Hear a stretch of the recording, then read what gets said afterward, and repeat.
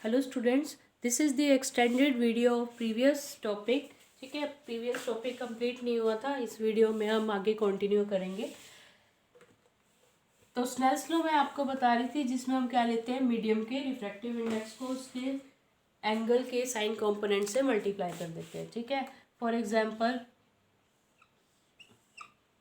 ये suppose glass slab है, आपने क्लास 10 में एक्सपेरिमेंट किया होगा। ये शो करने के लिए that incident ray changes its path from one direction to the another. ठीक है, जिस डायरेक्शन में इंसिडेंट रे आ रही थी उससे अपना पाथ क्या कर लेती है, चेंज कर लेती है। ठीक है, तो हमने क्या किया था, इसमें ऑल पिंस लगा के एक्सपेरिमेंट किया था ना, कि हम अपनी तरफ से कैसे लगा रहे थे पिंस को, स्ट्रेट लाइन में लगा रहे थे ना, कि दो ऑल पिंस यहाँ लगाई तो उसी की डायरेक्शन में दो ऑल पिंस लगाई थी स्लैब्स के थ्रू देखने के बाद। बट होता क्या है कि पिंस इस डायरेक्शन में ना लग के या तो इस तरफ लग रही थी या इस तरफ लग रही थी। ठीक है, तो इसका मतलब लाइट क्या शो कर रही है, अपना पाथ चेंज कर रही है। ठीक है, तो ये देखो हमारे पास ये ग्लास स्लैब है, ये नॉर्मल लाइन है। अब ग्लास स्लैब का, ग्लास एक मीडियम है ना, तो ग्लास का रिफ्रैक्टिव इंडेक्स होगा, मान लो कितना है, Ng।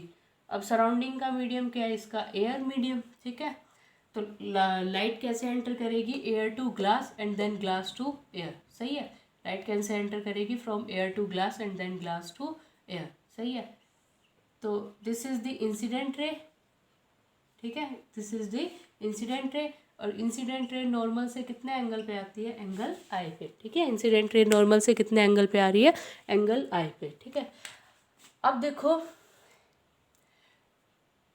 होता क्या है कि जो इंसिडेंट रे आ रही है, ठीक है, वो अपने पाथ के लेफ्ट में डिफ्लेक्ट हो जाती है या क्या होती है, राइट में डिफ्लेक्ट होती है। ठीक है, तो कैसे डिसाइड करें कि लेफ्ट में डिफ्लेक्ट हो रही है या राइट में डिफ्लेक्ट हो रही है। ठीक है, तो अगर ray of light rare to denser medium जा रही है, ठीक है, किधर जा रही है, रेयर टू डेंसर मीडियम, तो it bends towards the normal.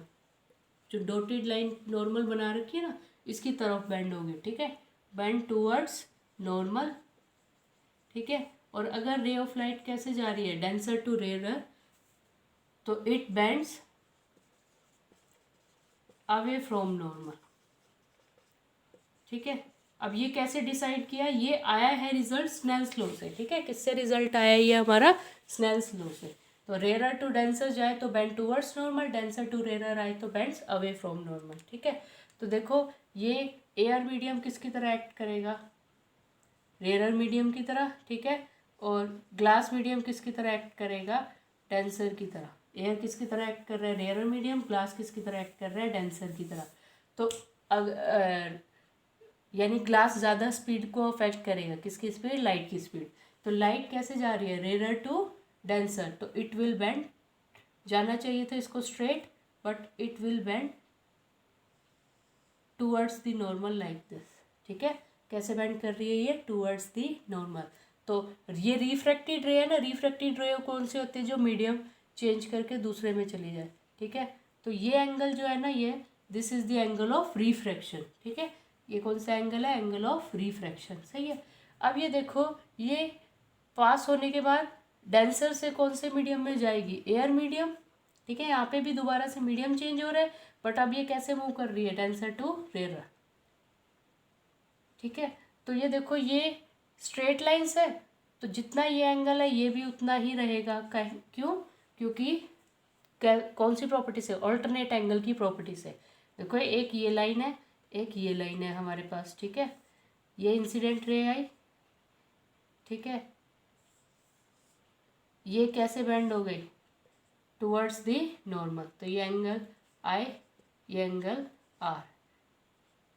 ठीक है, ये एंगल कितना है, R, and then it bend away from the normal. ठीक है, तो जितना ये इंसिडेंट एंगल होता है ना, उतना ही ये एंगल रहेगा।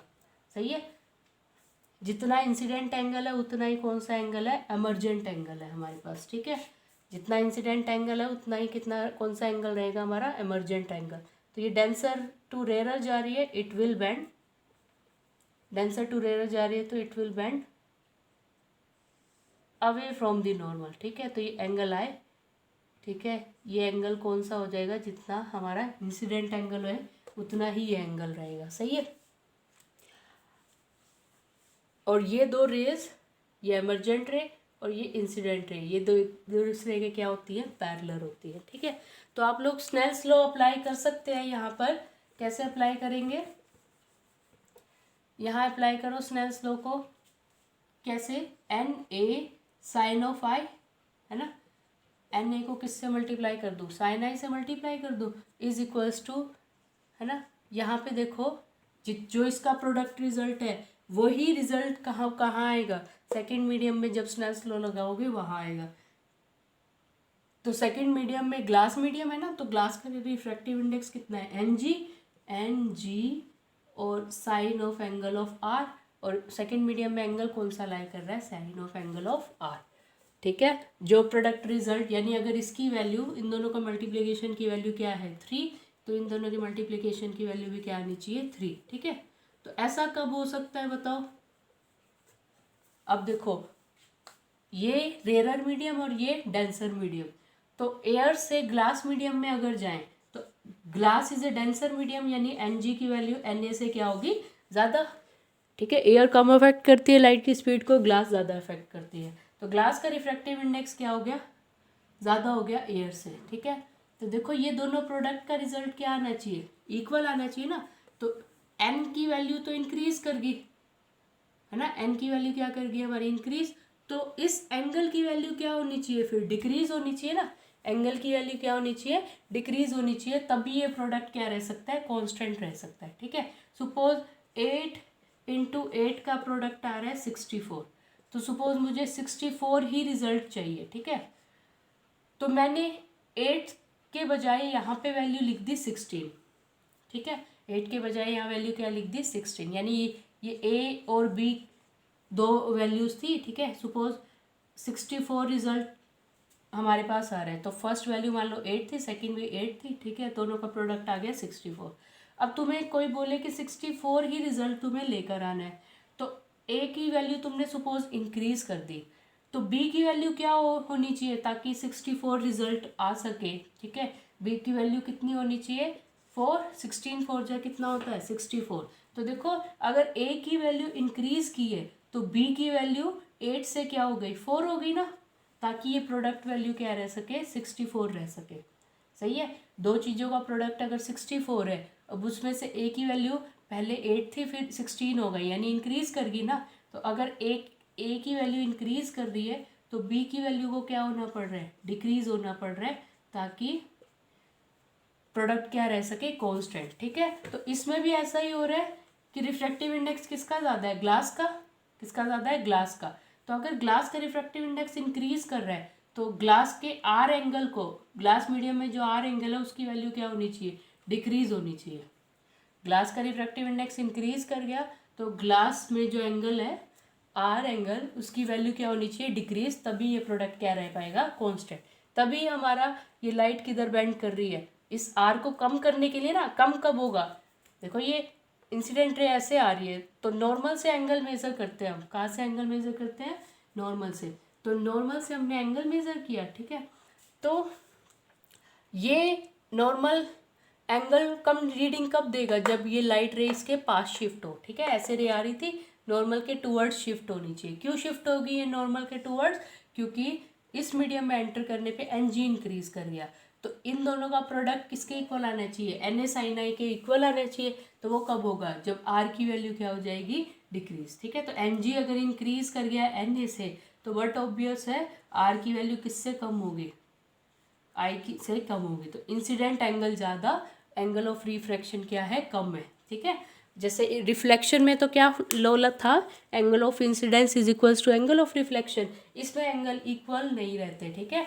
Angle of incidence is greater than angle of refraction, अगर लाइट कैसे जा रही है, from rare to denser medium. ठीक है, यहाँ पे अप्लाई करो Snell's law at this interface. ठीक है, ये देखो दोबारा से डायग्राम अगर मैं बनाऊँ,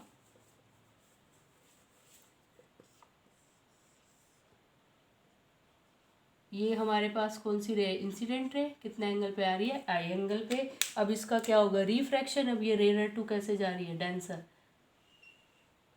ठीक है, तो ये एंगल कितना आ गया, आर। ठीक है, तो ये देखो ये एंगल आर है तो ये भी कितना होगा, आर। तो ये अब कैसे बेंड करेगी, अवे फ्रॉम दी नॉर्मल। तो जितना ये एंगल होता है, ये एक्सपेरिमेंट से प्रूव हुआ है, ठीक है, और आपने लैब्स में भी किया है कि जितना एंगल आए होता है उतना ही कितना क्या एंगल होता है। इसको एमर्जेंट एंगल बोल देते हैं, बट इसकी वैल्यू कितनी होती है, जितना आई एंगल होगा। सही है, ठीक है। तो इस इंटरफेस पे हम क्या अप्लाई करेंगे, स्नेल्स लॉ अप्लाई करते हैं इस इंटरफेस पे, ए पॉइंट पे, ठीक है। तो this is the glass and surrounding medium is air medium. Glass का रिफ्रैक्टिव इंडेक्स Ng, एयर का रिफ्रैक्टिव इंडेक्स Na, ठीक है। तो अप्लाई करना Snell's law, Ng into sine R. ये हमने कहाँ अप्लाई किया था, ये अप्लाई हुआ था बी पॉइंट पे, बी पॉइंट पे, this one is B point, ठीक है। और ये जो है हम कहाँ अप्लाई कर रहे हैं, ए पॉइंट पे। तो Ng ग्लास मीडियम में का रिफ्रैक्टिव इंडेक्स और ग्लास में एंगल ऑफ रिफ्रैक्शन कितना है, साइन ऑफ आर, ठीक है। Sine R is equals to air का refractive index into sine of angle of I, ठीक है। अब देखो ग्लास से किस में जा रहे हैं, एयर में, ग्लास से किस में जा रहे हैं, एयर में। अगेन एयर का यानी ग्लास का रिफ्रैक्टिव इंडेक्स पहले क्या था, ज़्यादा था, और जैसे ही एयर मीडियम में आए तो रिफ्रैक्टिव इंडेक्स क्या हो गया, कम हो गया, ठीक है। तो एंगल पे क्या इफेक्ट पड़ेगा, इक्वल करना है ना दोनों को, इक्वल अगर करना है तो Na कम हो गया ना, तो I को क्या करना पड़ेगा, इंक्रीज करना पड़ेगा। I को क्या करना पड़ेगा, इंक्रीज करना पड़ेगा, ताकि ये प्रोडक्ट क्या रह सके, कांस्टेंट। तभी ये देखो टूवर्ड्स बेंड होने के बजाय कैसे बेंड हो रही है, अवे, ताकि ये एंगल क्या कर सके, इंक्रीज, ठीक है। तो यानी कि जो इंक्रीज डिक्रीज है वो नेचर ही शो कर रही है, उसी को हमने मैथमेटिकल फॉर्म में कन्वर्ट कर लिया, ठीक है। कर लोगे। तो रेयर टू डेंसर आए तो light bend towards the normal, कहाँ से आए ये लो, स्नेल्स लॉ से। डेंसर टू रेयर जाएगी तो light bend away from the normal. क्यों, क्योंकि जब डेंसर टू रेयर आती है ना, ये ए इंटरफेस, ये है हमारे ए पॉइंट पे हमने ये अप्लाई किया। तो ए पॉइंट पे देखो डेंसर टू रेयर जा रही है ना, तो डेंसर टू रेयर जाने में रिफ्रैक्टिव इंडेक्स क्या कर रहा है, एन क्या कर रहा है, डिक्रीज। तो इंसिडेंट एंगल को क्या करना पड़ेगा, इंक्रीज करना पड़ेगा, ताकि स्नेल्स लॉ वेरीफाई हो सके, ठीक है। तो तभी डेंसर टू रेयर, ये डेंसर है, ये रेयर, डेंसर टू रेयर जाए तो bend away from the normal, rare to denser जाए तो बेंड टूवर्ड्स द नॉर्मल, ठीक है। Now let's do the next topic, real and apparent depth, ठीक है। रियल एंड अपैरेंट डेप्थ, अब ये क्या है, ये देखो देखो कभी भी हम पूल में या वाटर टैंक के अंदर, वाटर टैंक को देखें साइड से, ठीक है, तो जितना वो डाउन है ना, जितनी उसकी डेप्थ है, उससे वो कम गहरा अपीयर होता है, ठीक है। ज़्यादा डेप्थ में अपीयर नहीं होता, जितनी उसकी रियल डेप्थ है उतनी अपीयर नहीं होती। तो ऐसा क्यों होता है वो देखते हैं। तो सपोज ये कोई पानी की टंकी है,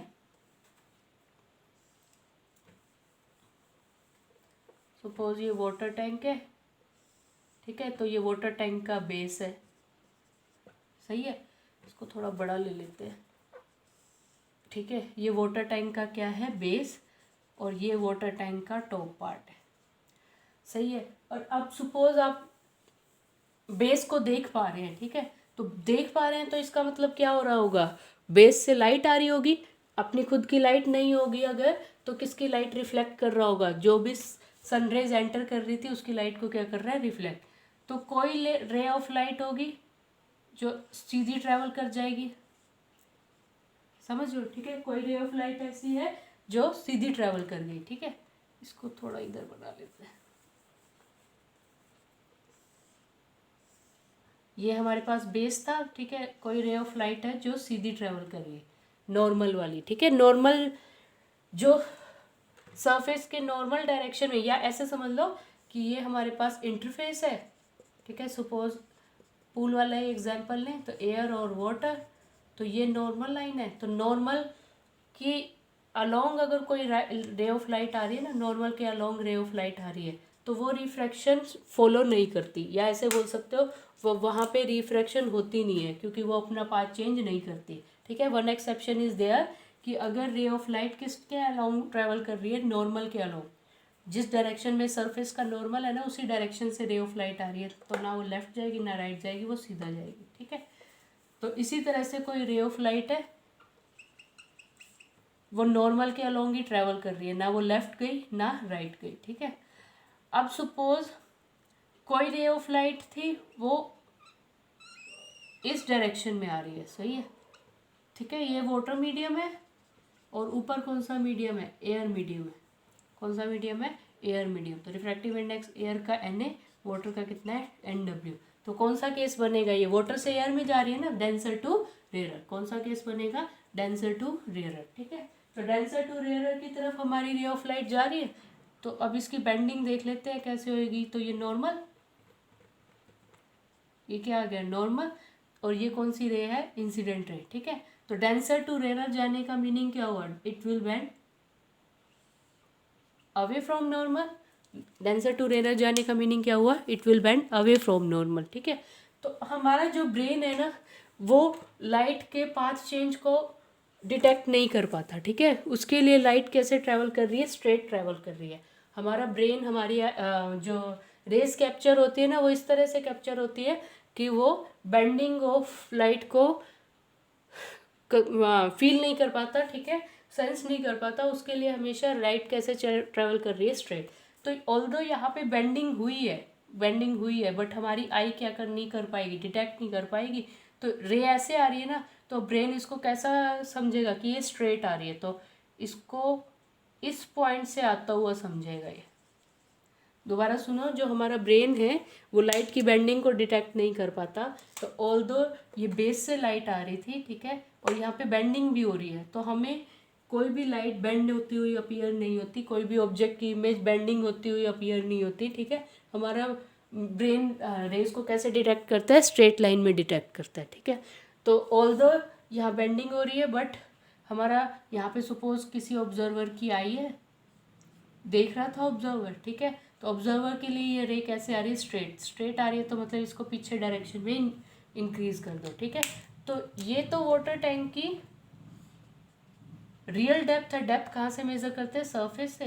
तो ये इसकी डेप्थ है रियल, तो इसको HO ले लेते हैं, ठीक है। यहाँ यानी कि ये ऑब्जेक्ट है, सपोज यहाँ पे सपोज वाटर टैंक के अंदर कोई कॉइन गिरा हुआ है, ठीक है। तो कॉइन कितनी डेप्थ पे प्रेजेंट है, HO डेप्थ पे प्रेजेंट है, सही है। ये कौन सा पॉइंट ले लिया हमने, O पॉइंट। इस O पॉइंट पे कौन प्रेजेंट है, ऑब्जेक्ट प्रेजेंट है, सही है। बट आई, ऑब्जर्वर की आई को क्या ऑब्जर्व होगा कि ये कॉइन O पॉइंट पे ना होकर इस I पॉइंट पे है, ठीक है। उसे क्या लगेगा कि जो वाटर टैंक के अंदर कॉइन सपोज गिरा हुआ है, तो कॉइन उसको O पॉइंट पे ना अपीयर होके, ऑल्दो रियल में लाइट यहाँ से आ रही है, बट बेंडिंग का पता नहीं लगेगा। और हमारा ब्रेन लाइट को कैसे डिटेक्ट करता है, स्ट्रेट, ठीक है। तो लाइट की बेंडिंग पता नहीं लग पाएगी। आई ऑब्जर्वर को क्या अपीयर होगा कि लाइट कहाँ से आ रही है, I पॉइंट से आ रही है, ठीक है। तो ये जो I पॉइंट है ना, इसकी भी कोई ना कोई डेप्थ है, ठीक है। तो इसकी डेप्थ कितनी है, सपोज HI। HO किसकी डेप्थ है, रियल डेप्थ हो, ठीक है। HO क्या है यहाँ पे, रियल डेप्थ। और HI क्या है यहाँ पे, अपेरेंट डेप्थ और इमेजिनरी डेप्थ, जो अपीयर होगी बट रियल नहीं है, ठीक है। अपीयर होगी, रियल नहीं है। तो एंगल्स ले लेते हैं यहाँ पे। देखो, ये इंसिडेंट रे आ रही थी, ये एंगल कितना हुआ, एंगल ऑफ इंसिडेंट। और ये एंगल कितना हुआ, एंगल ऑफ रिफ्रैक्शन। अब ये डेंसर टू रेयर जा रही है ना, डेंसर टू रेयर जा रही है, तो angle R is greater than angle I, सही है।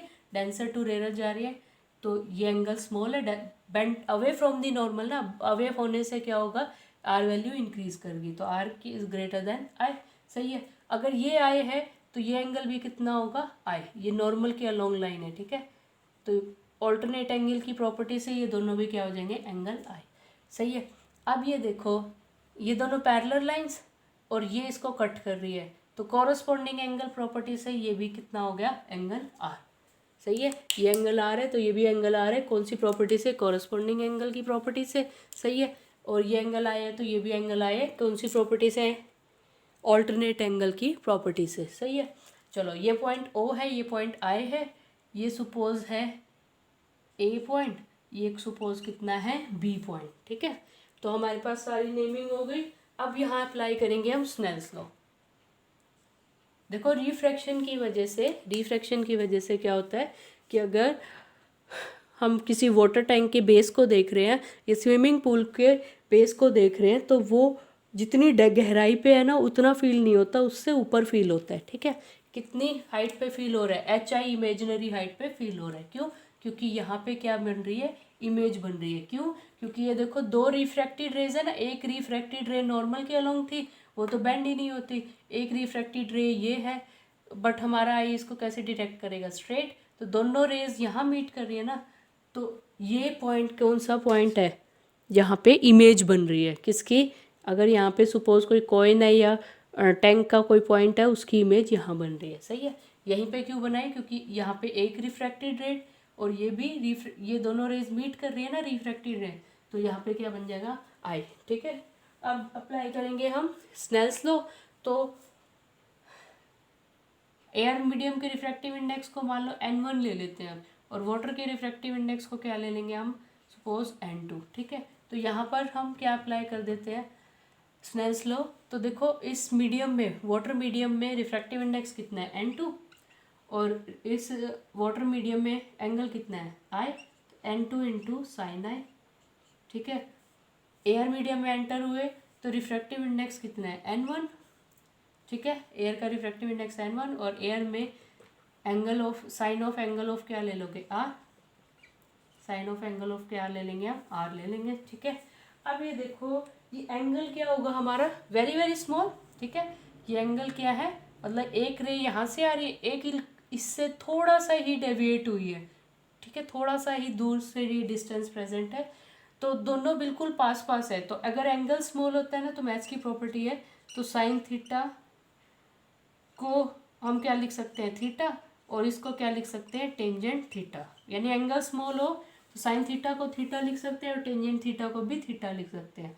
तो हम साइन थीटा को अप्रोक्सीमेटली क्या ले लेंगे, टेंजेंट थीटा। तो साइन आई है तो क्या ले लेंगे, टेंजेंट आई ले लेंगे। तो N2 tangent I is equals to N1 tangent R. ये कब कर सकते हैं, जब एंगल स्मॉल हो। ठीक है, कब कर सकते हैं, जब एंगल स्मॉल हो। जितनी थीटा की वैल्यू आ गई उतनी साइन थीटा, उतनी अप्रोक्सीमेट किसकी वैल्यू है, टेन थीटा की। ठीक है, तो अब टेंजेंट आए देखो, तो ये ट्राइंगल दिख रहा है, in triangle AOB।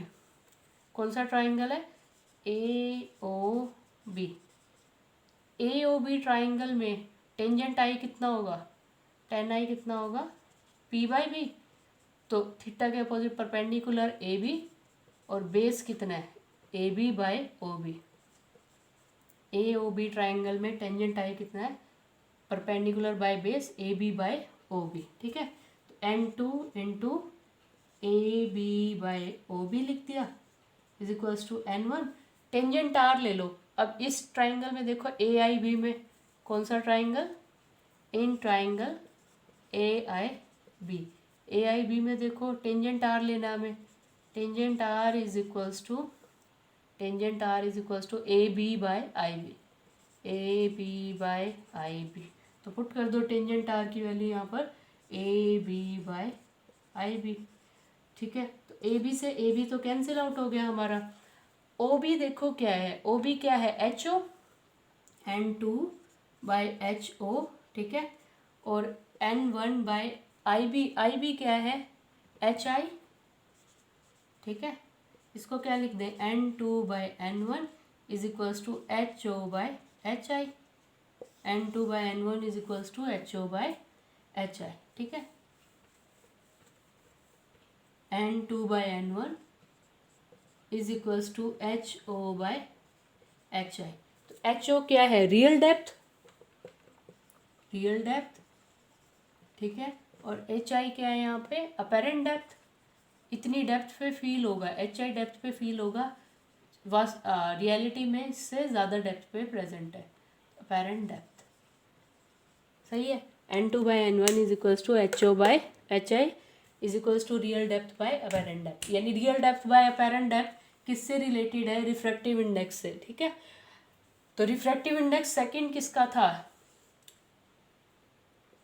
Water medium का। ठीक है, अब जरूरी नहीं है वाटर मीडियम और एयर मीडियम हो, जो भी मीडियम होंगे उनके रिफ्रैक्टिव इंडेक्स पुट कर देना। ठीक है, तो N2 किसका रिफ्रैक्टिव इंडेक्स था यहाँ पे, वाटर का। N1 किसका था, एयर मीडियम का। Thank you.